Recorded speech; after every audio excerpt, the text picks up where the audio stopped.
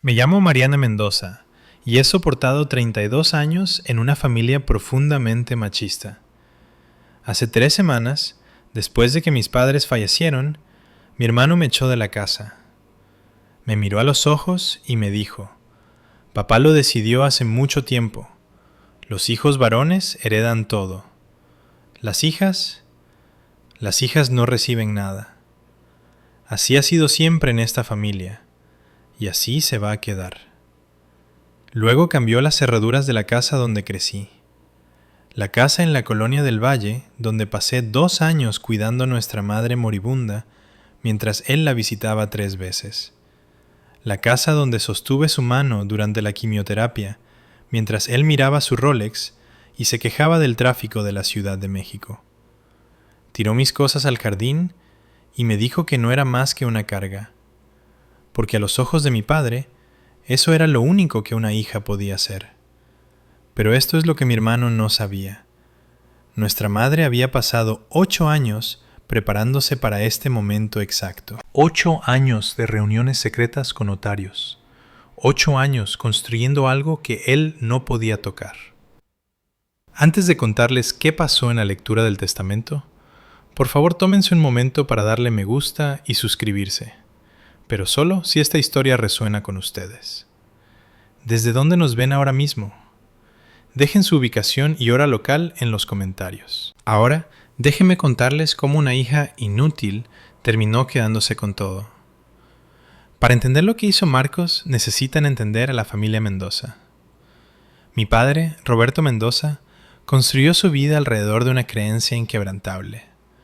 Los varones llevan el apellido y el legado. Las hijas se casan bien y desaparecen bajo el apellido de otro hombre. No era cruel al respecto, no abiertamente. Simplemente asignaba su atención en consecuencia. Era un contratista lo suficientemente exitoso como para comprarnos una casona colonial de 4 recámaras en una buena zona de la ciudad. Buen vecindario, colegios privados, un taller en el garaje donde pasaba los fines de semana con Marcos, enseñándole a construir cosas, mientras yo ayudaba a mamá en la cocina. Mi madre, Leticia, era el centro silencioso de nuestro hogar.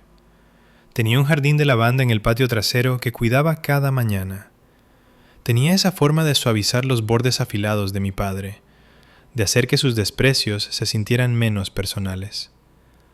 Marcos, 6 años mayor que yo, absorbió la visión del mundo de papá como si fuera la Biblia. Cuando se graduó, papá pagó su carrera de negocios en el TEC de Monterrey. Cuando Marcos quiso entrar en bienes raíces, papá lo conectó con todos los desarrolladores que conocía. Cuando yo quise ir a la escuela de enfermería, papá dijo: "Las niñas no necesitan educaciones caras. De todas formas te vas a casar". Conseguí becas. Trabajé turnos dobles en una cafetería. Me pagué mis estudios. Y recuerdo que esto fue hace 8 años. Mi madre apartándome una noche después de otra cena donde papá elogiaba la primera gran venta de Marcos, mientras apenas reconocía mi aceptación en el programa. «Yo te he cuidado», susurró, apretando mi mano. «No lo entenderás ahora, pero lo harás». No sabía a qué se refería. Pensé que era solo algo que dicen las madres. No tenía idea de que había pasado esa tarde con una abogada llamada licenciada Evelyn Castro, firmando papeles que lo cambiarían todo. Hace 2 años, a mamá le diagnosticaron cáncer de mama en etapa 3. Todavía recuerdo la llamada. Estaba a mitad de un turno en la residencia de ancianos cuando mi celular vibró con el número de papá. Nunca me llamaba al trabajo. Apenas me llamaba. «Tu madre está enferma», dijo. «Tienes que venir a casa». «No te necesitamos, solo tienes que venir». Como si fuera mi trabajo, como si siempre hubiera sido mi obligación. Me mudé esa misma semana. Solicité turnos nocturnos para poder estar con mamá durante el día. Citas de quimioterapia en el hospital, sesiones de radiación, el lento deterioro que trae el cáncer. Mi sueldo bajó un 20%, pero no me importó. Era mi madre. Marcos visitó 3 veces en 2 años. 3.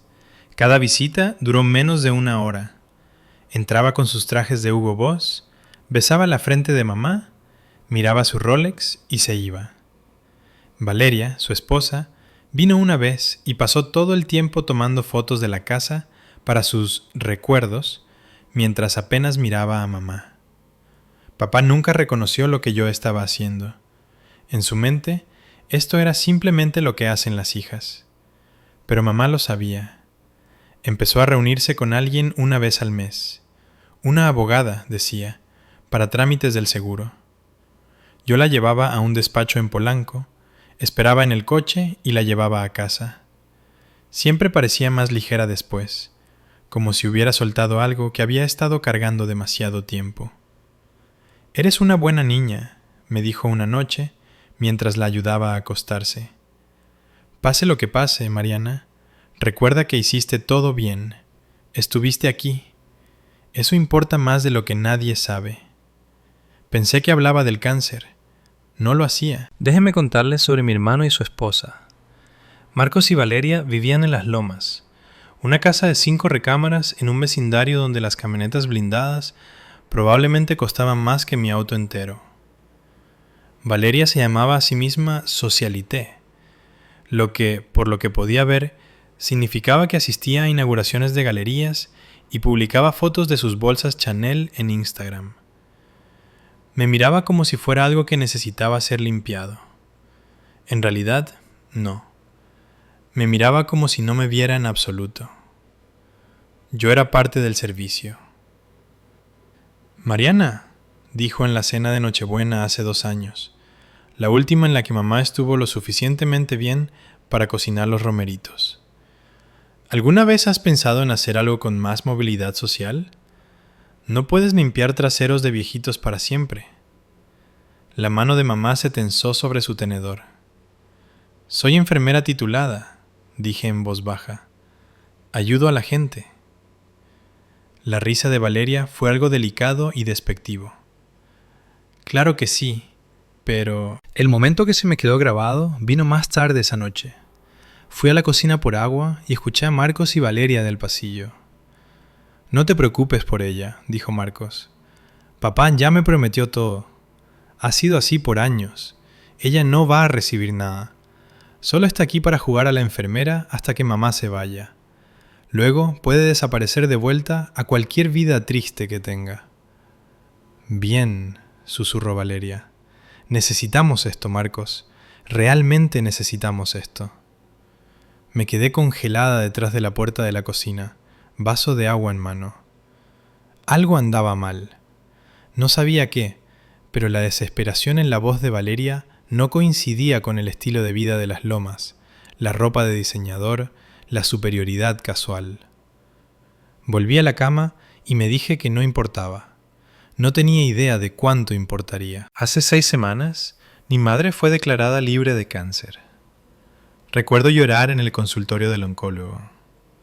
2 años de miedo, de verla encogerse y palidecer y luchar. Y había ganado. Fuimos a almorzar a su restaurante favorito en San Ángel, y pidió una copa de champán por primera vez desde su diagnóstico. «Quiero visitar a mi madre», dijo, refiriéndose a la abuela Elena, que vivía en una residencia asistida en Querétaro. «Tu padre ha prometido llevarme durante meses». Hace 4 semanas, finalmente fueron. Nunca regresaron. Un conductor de tráiler se quedó dormido en la autopista México-Querétaro. La policía dijo que fue instantáneo. Dijeron que no sufrieron. No sé si eso es verdad. No sé si le dicen algo diferente a alguien. Estaba trabajando el turno de noche cuando recibí la llamada. Recuerdo caminar hacia las escaleras de emergencia porque no podía respirar en el pasillo y sentarme en los fríos escalones de concreto, mi celular en el suelo donde lo dejé caer. La Policía Federal todavía en la línea, preguntando si estaba ahí. No recuerdo lo que dije. No recuerdo manejar a casa.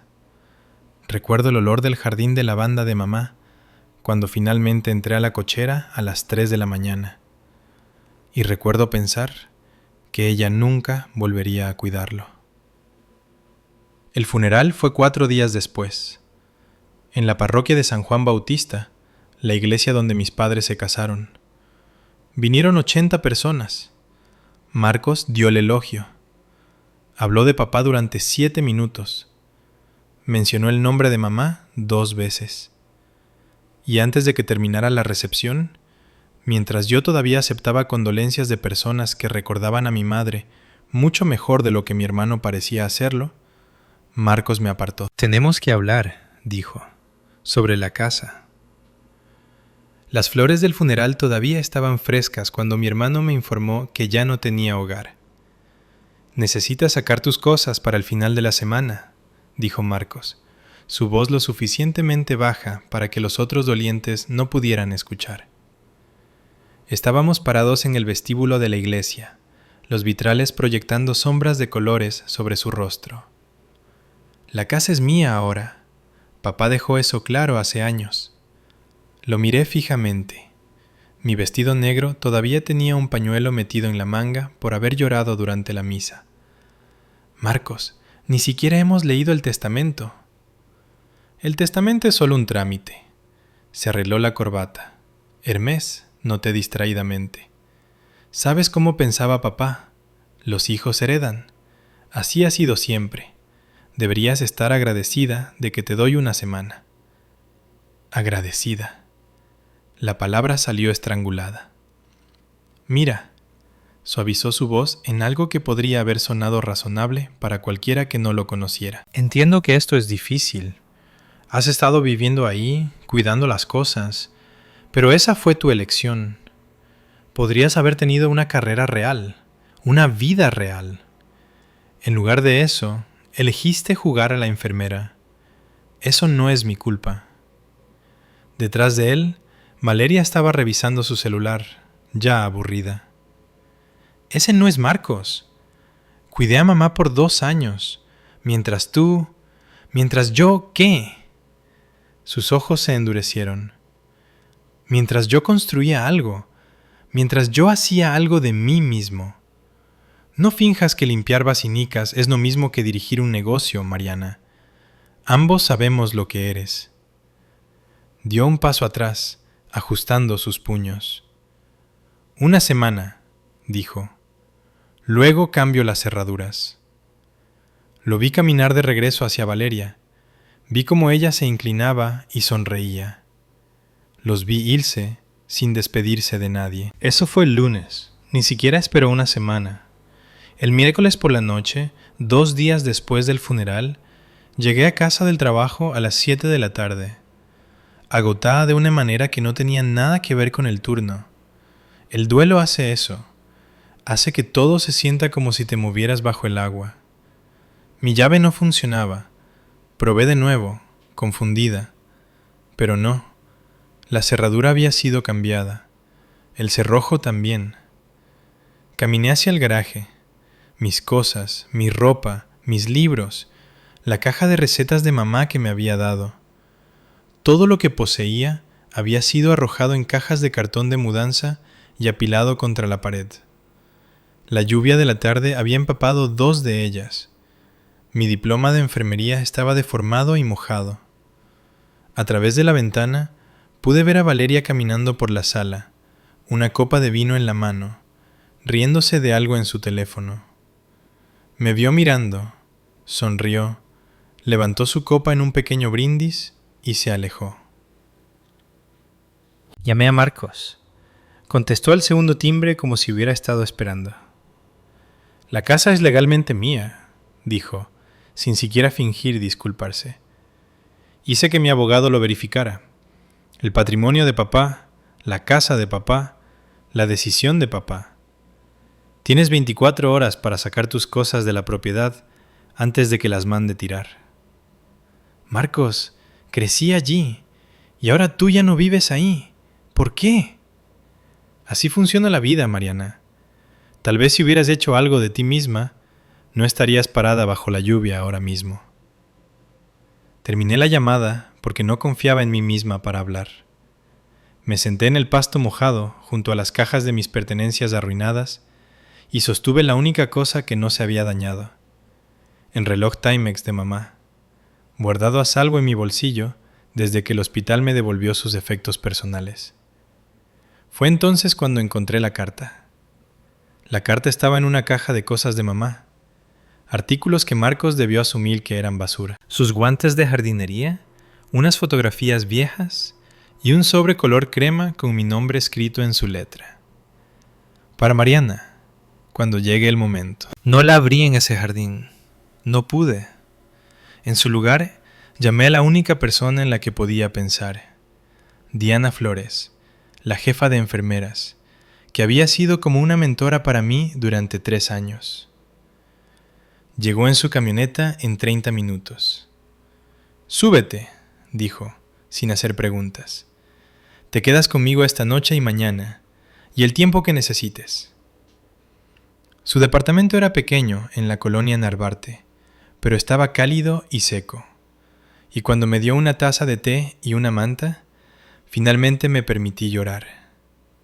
Más tarde, cuando pude respirar de nuevo, abrí la carta de mamá. Su letra era temblorosa.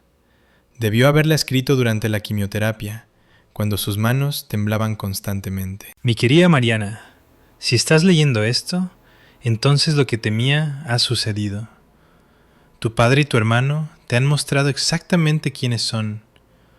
Quiero que sepas, yo lo vi, siempre lo vi, y no podía cambiar a tu padre.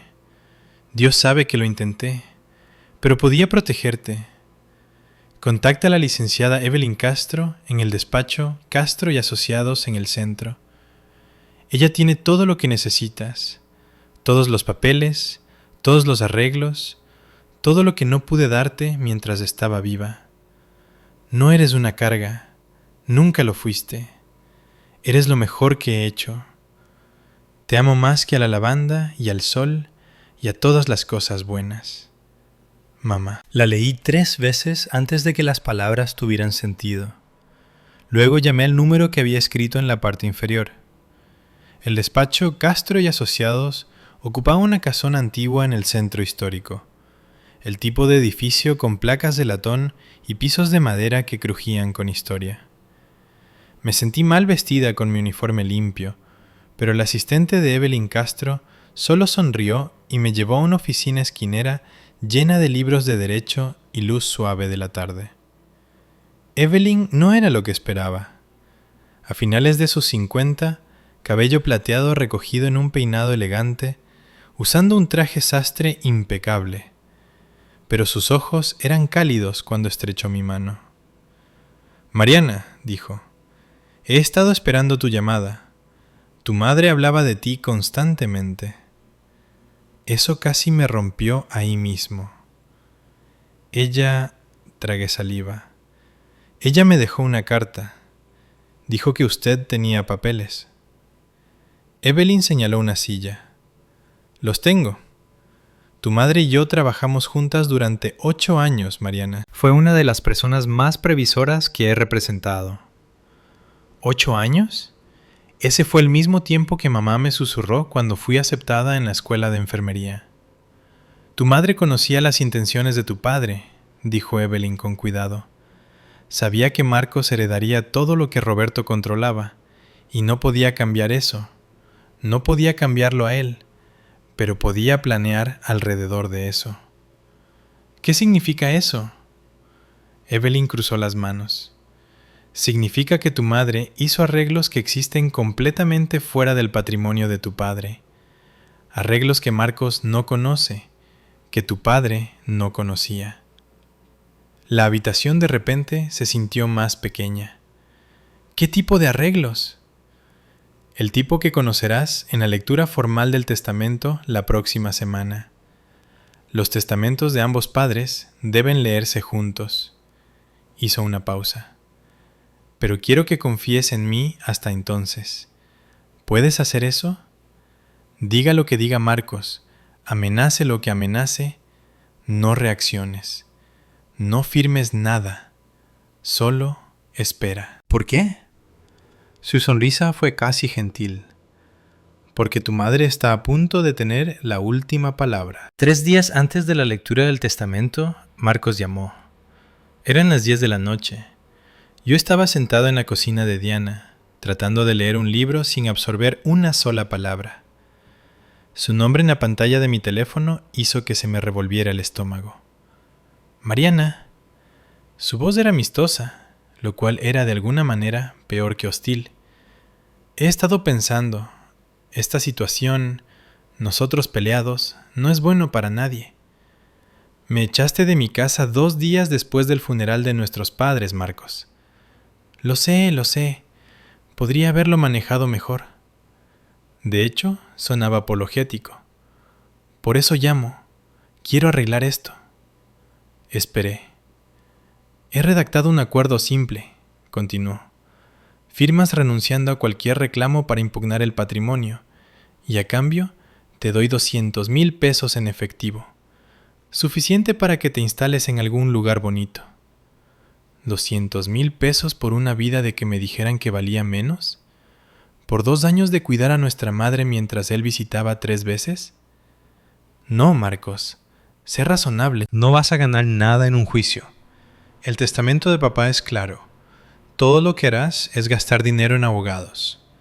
Toma el dinero. Empieza de nuevo. Dije, no, Marcos. Nos vemos en la lectura del testamento. Su voz se endureció al instante. Estás cometiendo un error. Lo sabes, ¿verdad? Vas a salir de esa habitación con nada, menos que nada, y desearás haber tomado esta oferta. Entonces, esa es mi elección. Bien, prácticamente escupió la palabra. Pero recuerda, traté de ser generoso. Lo que pase después es culpa tuya. La línea se cortó. Hice exactamente lo que Evelyn me dijo que hiciera. Esperé. Tengo que hacer una pausa aquí y preguntarles algo. ¿Alguna vez los ha presionado a la familia para firmar algo? ¿Les han dicho que no tienen derecho a pedir lo justo? Ese sentimiento, esa impotencia específica, se queda contigo. Si esta historia te llega al corazón, deja un comentario. Leo cada uno, lo prometo. Y si aún no te has suscrito, ahora podría ser el momento, porque lo que sucede a continuación, en esa lectura del testamento, lo cambió todo. La lectura del testamento estaba programada para las 2 de la tarde del jueves. La sala de conferencias tenía una mesa de caoba lo suficientemente larga para sentar a 12, aunque solo estábamos 6.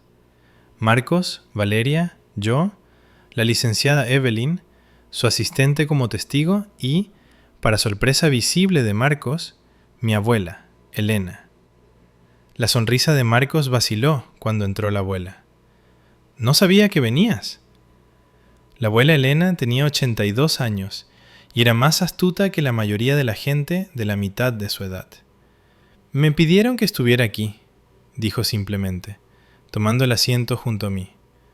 Por mi hija. Marcos y Valeria intercambiaron miradas. Bueno, dijo Marcos, recuperando su confianza. Cuantos más, mejor, supongo. Aunque no veo por qué necesitamos complicar esto. Los deseos de papá eran claros. Evelyn tomó su lugar en la cabecera, carpetas ordenadas precisamente ante ella. Antes de comenzar, debo señalar que leeremos 2 testamentos hoy. El testamento de Roberto Mendoza y el testamento de Leticia Mendoza. Son documentos separados, con disposiciones separadas. ¿2 testamentos? Valeria frunció el ceño. ¿Por qué importaría eso? Todo era propiedad mancomunada. La expresión de Evelyn permaneció neutral. No todo resulta ser. Sentí la mano de la abuela encontrar la mía bajo la mesa. Evelyn leyó el testamento de papá primero. Era exactamente lo que Marcos esperaba. A mi hijo, Marcos Roberto Mendoza, le dejo el 70% de mis activos personales, incluyendo mi vehículo, mi taller y mi parte de todas las cuentas financieras mantenidas conjuntamente con mi esposa. Marcos asintió lentamente. A mi hija, Mariana Mendoza, le dejo el 30% de mis activos personales restantes. «¿30% de los activos restantes?», murmuró Valeria. Después de deudas y gastos, básicamente nada. «Es justo», interrumpió Marcos, magnánimo ahora. «Te tocará algo, Mariana. Tal vez unos 400,000 pesos después de que todo se liquide». Me sonrió como si me estuviera haciendo un favor. Honestamente, Marcos, dijo la abuela en voz baja, quizás podrías dejar terminar a la licenciada. ¿Qué queda por terminar? Se recostó en su silla. La casa era de papá. El dinero era de papá. Soy el heredero principal. De hecho, dijo Evelyn, su voz cortando la satisfacción de Marcos, queda bastante por discutir. El testamento de Roberto representa solo una porción del patrimonio combinado de sus padres. ¿Combinado? La confianza de Marcos parpadeó. Evelyn abrió la segunda carpeta. El patrimonio de su madre es separado y significativamente mayor que el de su padre. La habitación se quedó muy quieta. Marcos dejó de sonreír. «Espera». Marcos levantó una mano. Mamá no tenía su propio patrimonio. Era ama de casa. Todo lo que tenía venía de papá. Eso no es exacto, dijo Evelyn con calma. Marcos se puso de pie. Cualquier cosa que vayas a leer, cualquier cuentita de ahorros que mamá pudiera haber tenido, no cambia nada. Papá dejó claros sus deseos por décadas. El hijo hereda. La hija toma lo que se le da y agradece. La casa sigue siendo de papá. El dinero real sigue siendo de papá. Se volvió hacia mí con veneno. Espero que disfrutes siendo una indigente, Mariana. Señor Mendoza, la voz de Evelyn fue acero. Siéntese. La orden fue tan inesperada que Marcos obedeció. Evelyn continuó. Y ahora abordamos el asunto del patrimonio de Leticia Mendoza. Su madre dejó una carta y un video. Puso una memoria USB sobre la mesa. Tu madre quería que no hubiera ambigüedad. Se grabó explicando cada decisión. Evelyn leyó la carta de mamá. A mis hijos. Si están escuchando esto, entonces me he ido. Durante 35 años vi a su padre favorecer a Marcos. No podía cambiarlo, pero podía protegerte, Mariana. Los activos que le dejo a Mariana no son un premio. Son el equilibrio que no pude proporcionar mientras estaba viva. Marcos, si sientes ira, pregúntate, ¿por qué te sientes con derecho a todo? ¿Qué hiciste para ganarlo aparte de nacer varón? El silencio fue absoluto. Ahora, dijo Evelyn, hablemos de lo que su madre realmente dejó. Sacó un documento. Primero, la casa. Marcos se enderezó. La casa es parte del patrimonio de papá. De hecho, no lo era. Evelyn deslizó el documento.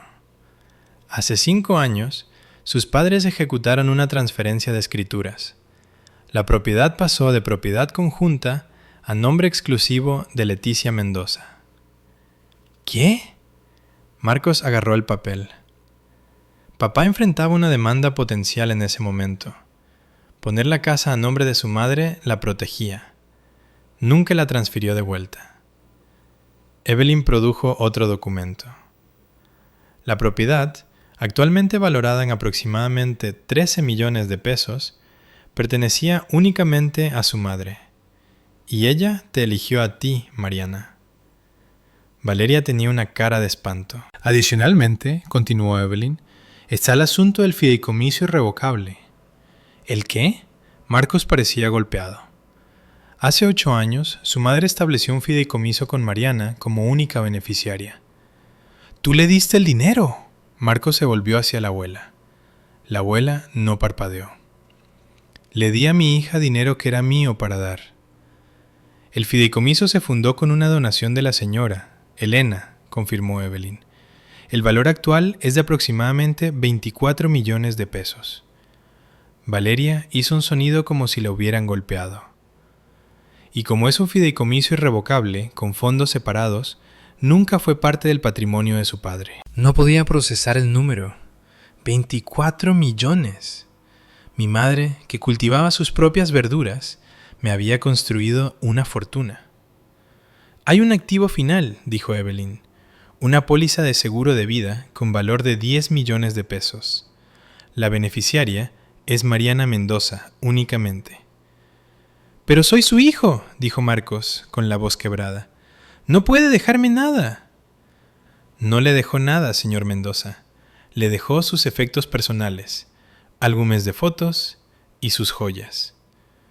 No quiero sus joyas, Marcos golpeó la mesa. Quiero lo que me prometieron, lo que me gané. ¿Lo que te ganaste? Hablé antes de poder detenerme. Visitaste a mamá 3 veces en 2 años, Marcos. Me dijiste que yo no era más que una carga mientras sostenía su mano en la quimioterapia. ¿Qué exactamente te ganaste? Evelyn resumió los números. El total de activos que pasan a Mariana Mendoza es de aproximadamente 47 millones de pesos. Marcos hizo un sonido extraño.